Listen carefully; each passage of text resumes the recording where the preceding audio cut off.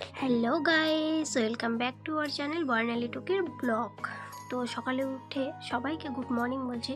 তো সকালে উঠে স্নান করে আমি এখন ছেলের জন্য রান্না করব। তো এখানে দেখো আমি ভাত বসিয়েছি, একটার মধ্যে ডিম সিদ্ধ বসিয়েছি।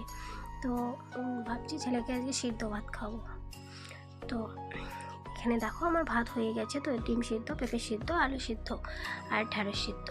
তো ভাত কি রান্না করে খেয়ে ওকে এখানে আমি বসে আছি। তো অগোছালো কাপড়গুলো গুছিয়ে রাখলাম। তো রাখার পর তোমাদের কাছে একটু আসলাম, আর মনে মনে ভাবছিলাম যে কি করব কি করা যায়। তাই তারপর আমি খেজুরটার কথা মনে পড়লো। তো খেজুরটা তো ঘরে অনেক 2 দিন হয় এনে রাখছে। তো আমি বায়োমেড হয়ে রাখবো। আমরা তো সবসময় বয়ামের খেজুরগুলো খাই, ওগুলো ভালো লাগে। তো এগুলোও ভালো লাগে। তারপর এগুলো ওর খেজুরগুলো নিয়ে এসছে ওর আমার হাজব্যান্ড, আমার ছেলে পছন্দ করে। তো ছেলের জন্য আর কি আমরাও অনেক পছন্দ করি, খাই সব সময়। তো খেজুর তো খাওয়াও শরীরের পক্ষে অনেক ভালো। তো আমার ছেলেকে সবসময় খেজুর খাওয়াই।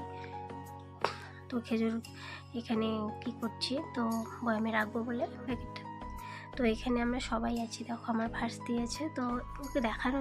তারপর ওখানে আমার যা আছে, এখানে আমি দুপুরে রান্নাও বসিয়ে দিয়েছি। মেয়েদের অনেক কাজ করতে করতে তো ভাবছি একটা তাই একটা ব্লগ বানাইলাম তোমাদের জন্য। তো ভিডিওটা ভালো লাগবে আশা করছি তোমাদের। তো আমার ছেলে আসলো, তো এখানে বলছে মা আমাকে খেজুর দাও, আমি খাবো। তো আমার ছেলেকে একটা খেজুর দিয়ে দিলাম।